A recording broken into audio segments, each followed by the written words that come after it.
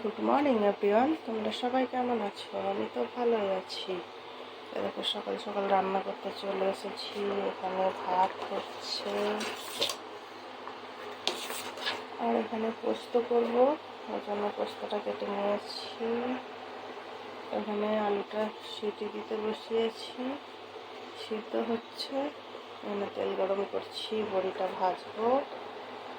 পটল আলু বড়ি দিয়ে পোস্ত হবে, এখানে পটল ভাজা হবে, বুঝেছো? চলো বড়িটা ভেজে নিয়ে আমি।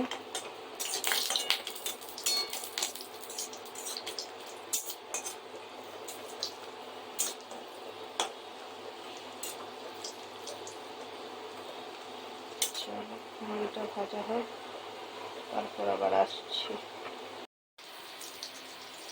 দেখো পটল ভাজাটা হয়ে গেছে।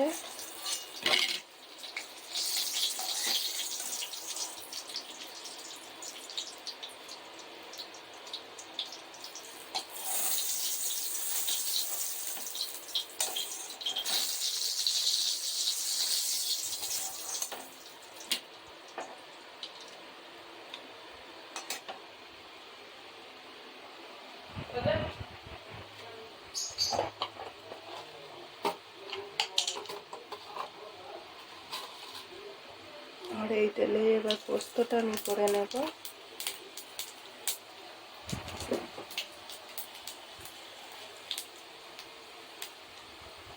একটু পাঁচফোড়ন, একটা শুকনো লঙ্কা তেলের ওপর দিয়ে একটু ভেজে নেব।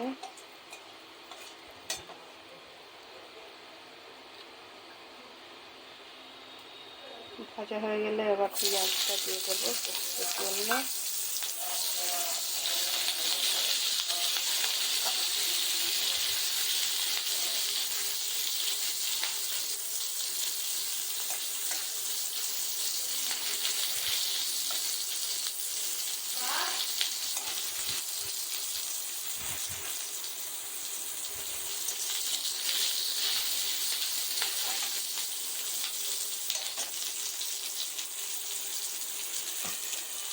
পেঁয়াজটা একটু ভাজা হয়ে আসলে এবার পটলটা দিয়ে দেবো।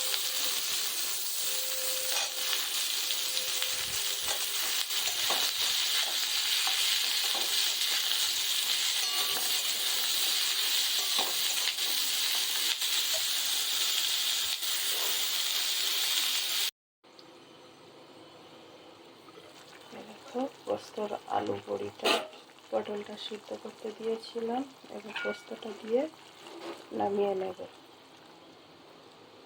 তাহলে আমার পোস্ত রেডি।